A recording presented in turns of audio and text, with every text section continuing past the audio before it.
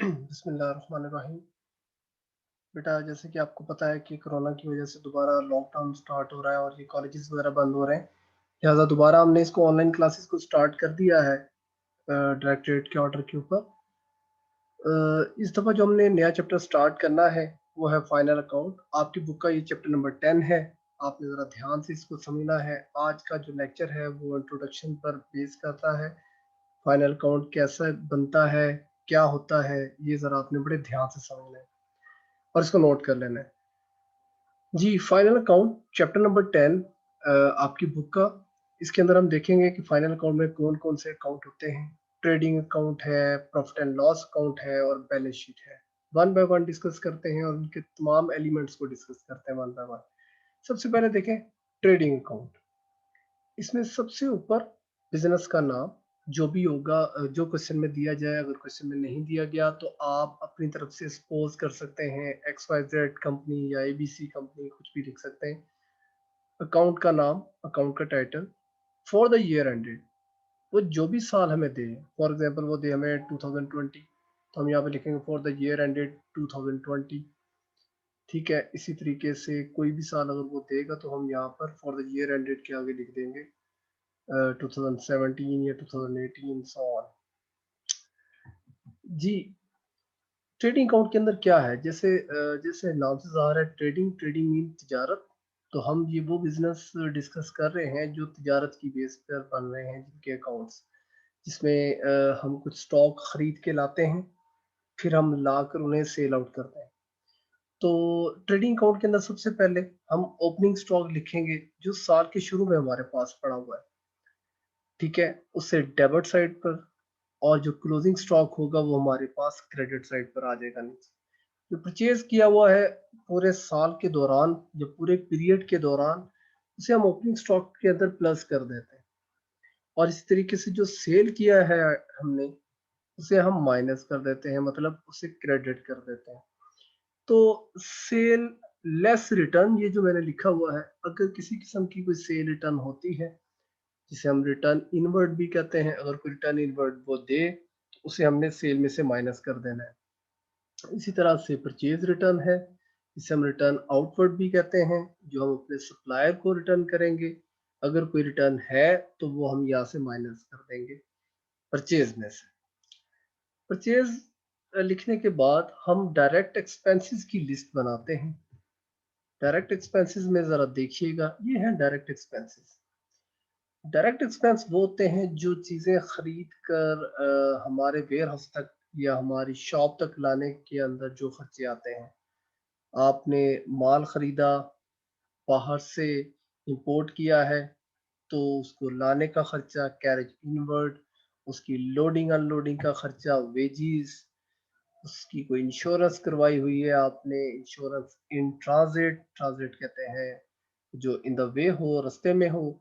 इसके अलावा आपने कस्टम ड्यूटीज पे की हैं, कोई क्लियरिंग चार्जेस पे किए हैं माल लाने के अंदर, फ्रेट किराया दिया है, ट्रांसपोर्टेशन की मद में कोई खर्चा हुआ है, एक्साइज वालों को पैसे दिए हैं, एक्साइज ड्यूटी पे की है, कोई मैन्युफैक्चर्ड किया है, सेमी मैन्युफैक्चर्ड गुड लेकर आए हैं और आपने आकर उसमें चेंजेस किए हैं या संबल किया है, जैसे कि बाइक्स वगैरह या कोई और चीज़ें। ये बाहर से हम इसके स्पेयर पार्ट्स मंगवा लेते हैं और संबल खुद करते हैं। अगर हम खुद संबल कर रहे हैं तो वो भी डायरेक्ट एक्सपेंस में आएगा, ये याद रहे, और परचेज के नीचे हम प्लस कर देंगे इसको। इसी तरीके से डॉक चार्जेस हैं, कोयल को गैस फुल। अच्छा, ये हमारे फ्यूल एक्सपेंसेस कहलाते हैं। फ्यूल एक्सपेंसेस ऐसे खर्चे हैं जो कि मैन्युफैक्चरिंग के अंदर हमें ज़रूरत पड़ती है। चूँकि हम ये ट्रेडिंग बिज़नेस का कर रहे हैं, तो ट्रेडिंग बिज़नेस के अंदर एक्चुअली मैन्युफैक्चरिंग तो नहीं है, लेकिन जिस तरह मैंने आपको बताया कि सेमी फिनिश गुड्स को हम फिनिश में कन्वर्ट करते हैं। हम रॉ मटेरियल खरीदते हैं और रॉ मटेरियल खरीद कर हम उसे फाइनल प्रोडक्ट की शक्ल देते हैं अपने पास। उसके लिए हमें गैस की ज़रूरत है, बिजली की ज़रूरत है, उसके लिए हमें जो खर्चों की ज़रूरत है उन्हें हम डायरेक्ट एक्सपेंसेस के अंदर कंसिडर करते हैं। मोटिव पावर है, ऑयल है, वाटर है, सो ऑन, ये सारे के सारे इस डायरेक्ट खर्चों की लिस्ट दी है। ये लिस्ट इसलिए दी है कि अगर क्वेश्चन में इनमें से कोई भी खर्चा आ जाता है तो आपने उसको डायरेक्ट खर्चे के अंदर कंसिडर करना है। इसी तरीके से ये एक रह गया रॉयल्टी। रॉयल्टी हम होता है कि प्रोडक्ट के ऊपर हम उसे रजिस्टर करवा लेते हैं कि ये फार्मूला है। एक्चुअली रॉयल्टी लिखना है रॉयल से। रॉयल कहते हैं शाहाना हकूक को। शाहाना हकूक मतलब अगर कोई फार्मूला है किसी प्रोडक्ट का, वो हमने उससे रजिस्टर करवा लिया है, उसके लिए हम पे करते हैं, तो वो फार्मूला हमारे अलावा कोई और यूज नहीं कर सकता। अगर कोई यूज करेगा तो वो वायोलेशन कंसिडर होगी। तो उसके लिए जो हम पे करेंगे, क्योंकि वो मैन्युफैक्चरिंग से रिलेटेड है, सेमी फिनिश प्रोडक्ट को प्रोडक्ट कंप्लीट प्रोडक्ट बनाने के से रिलेटेड है, तो लिहाजा हमने उसे रजिस्टर करा लिया है, तो वो खर्चा भी हमारा डायरेक्ट एक्सपेंस पे कंसिडर होगा। सारे खर्चे जो मैंने डिस्कस किए हैं ये आगे चल के क्वेश्चंस के अंदर आएंगे, रोटेट होकर आएंगे। कुछ खर्चे डिस्कस हो जाएंगे पहले क्वेश्चंस में, फिर बाद वाले क्वेश्चंस के अंदर कुछ और खर्चे आएंगे। तो इनमें से अगर कोई भी खर्चा आपको नजर आए तो आपने उसको डायरेक्ट कंसिडर करना है। इसी तरीके से ये देखें, ये डायरेक्ट खर्चे हमने डाल दिए सारे। अब हम आ गए हैं अपने अकाउंट को क्लोजिंग की तरफ। ये डेबिट साइड है, ये क्रेडिट साइड है। अब हम देखेंगे टोटल करके आया क्रेडिट साइड ज्यादा है, डेबिट साइड ज्यादा है। अगर क्रेडिट साइड ज्यादा है और अखराजात वाली साइड कम है, दैट इज कॉल्ड प्रॉफिट। और अगर अखराजात वाली साइड ज्यादा है, ये डेबिट साइड ज्यादा है और क्रेडिट साइड कम है, तो दैट इज कॉल्ड लॉस। इसको हम ग्रॉस प्रॉफिट या ग्रॉस लॉस कहते हैं। तो ये देखें, ये ग्रॉस लॉस, अगर अखराजात वाली लिस्ट ज्यादा है, क्रेडिट साइड कम है, तो हमारे पास लॉस आएगा। लेकिन अगर क्रेडिट साइड ज्यादा है और डेबिट साइड कम है, तो हमारे पास प्रॉफिट आएगा। इसे हम ग्रॉस प्रॉफिट या ग्रॉस लॉस कहते हैं, which is transfer to profit and loss account. Profit and loss account हम ट्रेडिंग अकाउंट के बाद बनाते हैं। अब हम उस पे चलते हैं, और ये आपने दोनों याद रखने हैं। जो लॉस है, चूंकि डेबिट साइड ज्यादा होने की वजह से है, तो जब प्रॉफिट एंड लॉस अकाउंट में जाएगा तो ये डेबिट साइड पर हम जाके इसको लिखेंगे। मैंने यहाँ पे मेंशन कर दिया, if credit side is excess the debit, that is gross profit. और अगर डेबिट साइड ज्यादा है, अखराजात वाली साइड ज्यादा है, the credit side, that is called gross loss, तो ये ग्रॉस लॉस कंसिडर होगा। मैंने जैसे आपको बताया कि ये gross loss actually debit side ज्यादा होने की वजह से है। लिख हम इसको क्रेडिट साइड पर रहे हैं, लेकिन ये डेबिट बैलेंस है। और मैंने आपको पहले भी बताया था कि प्रॉफिट क्रेडिट होता है और लॉस हमारा डेबिट होता है। जब हम प्रॉफिट एंड लॉस अकाउंट में इसको लेके जाएंगे, ये हमारे पास आ गया profit and loss account. Same वैसे ही ऊपर बिजनेस का नेम, अकाउंट का title, for the year ended, for the period ended, जो भी होगा हमारे पास वो आ जाएगा। अब हम यहाँ पे देखें, अगर तो ये क्रेडिट साइड ज्यादा थी, तो ये ग्रॉस प्रॉफिट है, और ये जो ग्रॉस प्रॉफिट है, तो ये trading profit and loss account में क्रेडिट साइड पर आ जाएगा। नॉर्मली केसेस के अंदर ग्रॉस प्रॉफिट ही होगा। हमारी क्रेडिट साइड ज्यादा होगी, खर्चों को माइनस करेंगे, ग्रॉस प्रॉफिट आएगा, और उसे हम trading profit and loss account में क्रेडिट साइड पे लिखेंगे। लेकिन अगर हमारी सेल कम होती है और अखराजात की लिस्ट ज्यादा बड़ी होती है, ग्रॉस प्रॉफिट, तो हमारे पास ये ग्रॉस लॉस आएगा। तो जब हम प्रॉफिट एंड लॉस अकाउंट में लिखेंगे तो हम इसको डेबिट साइड पे लिखेंगे, इस तरीके से। अब चलते हैं खर्चों की तरफ। ये थे हमारे डायरेक्ट एक्सपेंसेस। अब हम चलते हैं इनडायरेक्ट एक्सपेंसेस। इनडायरेक्ट एक्सपेंसेस को हमने बांट दिया है ऑपरेटिंग एक्सपेंसेस के अंदर और फाइनेंशियल एक्सपेंसेस के अंदर। और ऑपरेटिंग एक्सपेंसेस को भी हम दो हिस्सों में तकसीम करते हैं, admin expenses and marketing expenses. तो हम पहले ऑपरेटिंग खर्चों को डिस्कस कर लेते हैं। ऑपरेटिंग खर्चों के अंदर एडमिन एक्सपेंसेस हैं और मार्केटिंग एक्सपेंसेस हैं। एडमिन एक्सपेंसेस कौन से हैं? Salaries, rent, postage and telegram, office electricity charges, telephone charges, printing and stationery. तमाम वो खर्चे हैं जिनका ताल्लुक ऑफिस से है, इसलिए हम इनको एडमिन एक्सपेंस कहते हैं। और वो खर्चे जिनका ताल्लुक सेल से होता है, उसे हम सेलिंग एक्सपेंस या मार्केटिंग एक्सपेंस या डिस्ट्रीब्यूशन एक्सपेंस भी कहते हैं। देखिए, सेल से ताल्लुक है कैरेज आउटवर्ड का, आप सेल कर रहे हैं और आप डिलीवरी दे रहे हैं घर तक, that is called carriage outward. Advertisement आप कर रहे हैं, सेल्समैन को सैलरी दे रहे हैं, कमीशन दे रहे हैं, इंश्योरेंस करवा के दे रहे हैं, ट्रैवलिंग का खर्चा पे कर रहे हैं, बैड डेट्स हो गए हैं सेल पर, आपके जो आपने रिसीव करने थे डेटर्स, अब वो आप नहीं रिसीव कर पाएंगे, that is called bad debts.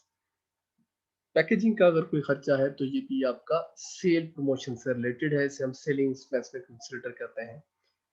तो बेसिकली ये दो खर्चे होते हैं, इन्हें हम ऑपरेटिंग एक्सपेंस कहते हैं। तो अगर आपको कोई पूछे कि ऑपरेटिंग एक्सपेंस क्या है, तो आपने कहना है admin expense and selling expense. ये दोनों खर्चों को अगर हम बना लें तो ये ऑपरेटिंग खर्चे होते हैं। ऑपरेटिंग खर्चों को हम trading profit and loss account के अंदर डेबिट साइड पे लिखेंगे, और इसी के नीचे हम फाइनेंशियल एक्सपेंसेस भी डिस्कस कर लेते हैं। फाइनेंशियल एक्सपेंसेस ऐसे खर्चे जिनका ताल्लुक एक्चुअली बिजनेस के ऑपरेशन से नहीं है, सिर्फ फाइनेंस से और पैसे से है। मिसाल के तौर पर डिप्रिसिएशन है, रिपेयर है, ऑडिट की फी है। ऑडिट की फी का हमारे बिजनेस से ताल्लुक नहीं है कि हमारा बिजनेस फर्नीचर का हो रहा है या गारमेंट्स का हो रहा है। इंटरेस्ट पेड है, हमने पैसा उधार लिया, उस पर हमें इंटरेस्ट पे करना पड़ रहा है, इसका ताल्लुक हमारी बिजनेस की नेचर से नहीं है। कमीशन पे कर रहे हैं और बैंक चार्जेस हैं या लीगल चार्जेस हैं, तो ये ऐसे खर्चे हैं जिनका ताल्लुक हमारे बिजनेस की नेचर से नहीं है, बिजनेस से डायरेक्टली नहीं है। जबकि ये जो ऑपरेटिंग खर्चे हैं हमारे, इनका डायरेक्ट ताल्लुक हमारे बिजनेस से है। जो दफ्तर में बैठ के लोग काम कर रहे हैं, दैट इज एडमिन एक्सपेंसेस, और जो बाहर सेल प्रमोशन के लिए हैं उससे that is called selling expenses. तो ये खर्चों को आपने ध्यान से एक दफा रीड कर लेना है। क्वेश्चन जब भी पढ़ेंगे, अगर कहीं पर सैलरीज आता है तो आपको फौरी पता चल जाना चाहिए कि ये हमारा जो सैलरी है ये एडमिन से रिलेटेड खर्चा है। सैलरीज को हम सेलिंग से रिलेटेड खर्चे में भी कंसिडर करते हैं। देखिए, सैलरीज का ताल्लुक अगर तो सेलमैन के साथ है तो that is called selling expense. अगर एडमिन की सैलरीज है तो that is called admin expense. ठीक हो गया, तो ये हो गए हमारे खर्चे। अब हम देखते हैं इनकम्स कौन कौन सी हो सकती हैं। अगर हमें कोई इनकम्स होंगी तो हम वो ग्रॉस प्रॉफिट में प्लस कर देंगे। कौन सी इनकम हो सकती है? इंटरेस्ट रिसीव्ड, हमने किसी को पैसे दिए हुए हैं और उस पर हमें इंटरेस्ट मिला। हमने कोई बिल्डिंग रेंट पे दी हुई है, रेंट रिसीव किया उसका। डिस्काउंट हमने रिसीव की है, डिस्काउंट हम रिसीव कर सकते। देखिए, इसमें ट्रेड डिस्काउंट नहीं है, ये कैश डिस्काउंट है। कैश डिस्काउंट वो होती है जैसे आपने किसी के पैसे देने हैं, क्रेडिटर है आपका, और वो आपको पैसे छोड़ देता है। जैसे 5,000 आपने देना है और वो कहता है आप इस तरह करें 4,000 दे दें, तो 1,000 जो होगा वो डिस्काउंट रिसीव में कंसिडर होगा। तो डिविडेंड रिसीव, डिविडेंड एक्चुअली मुनाफा होता है। अगर आपने किसी कंपनी के शेयर्स परचेज किए हुए हैं तो उस शेयर्स की परचेज के बाद सालाना जो आपको प्रॉफिट में से हिस्सा मिलता है, that is called dividend. Bad debt कोई खर्चा था जो आपने एक्सपेंस ट्रीट कर दिया था डेबिट साइड पर, लेकिन वो रिकवर हो गया है, तो वो आपकी इनकम साइड पर आ जाएगा। Provision for discount on creditors, आपने डिस्काउंट ऑन क्रेडिटर्स पे प्रोविजन है, कोई रिजर्व है, दैट इज क्रेडिट साइड पर आएगा। एक्चुअली आप क्रेडिटर से जो डिस्काउंट हासिल करना चाह रहे हैं या वेल करना चाह रहे हैं, तो that is same just like discount receive from creditor, जिस हमने ऊपर डिस्कस किया है। इस तरीके से मिसलिनियस रेवेन्यू। तो ये हमारे पास आगे एक्सपेंसेस और इनकम्स। अगेन वही बात, अगर हमारे पास ये क्रेडिट साइड मतलब हमारे प्रॉफिट और इनकम वाली साइड ज्यादा होती है और हमारे अखराजात वाली साइड कम होती है, तो that is called net profit. Otherwise that is called net loss. ये देखिए, नेट प्रॉफिट आ गया। लेकिन अगर ये अखराजात वाली साइड ज्यादा हो जाती है, एक्सपेंसिव साइड ज्यादा होती है और इनकम साइड कम होती है, तो that is called net loss. और net loss which is transfer to capital account. यहाँ पर भी हमने लिखा हुआ कैपिटल अकाउंट। तो अगर कोई प्रॉफिट होता है तो कैपिटल में जाके प्लस हो जाएगा, अगर कोई लॉस होता है तो वो कैपिटल में जाकर माइनस हो जाएगा। तो ये हमने दो अकाउंट डिस्कस किए। अब हम चलते हैं थर्ड अकाउंट की तरफ, that is called balance sheet. Balance sheet क्या होती है? सेम वैसे ही, ऊपर कंपनी का नेम, अकाउंट का टाइटल और उसका पीरियड, किस पीरियड के लिए आप बना रहे हैं।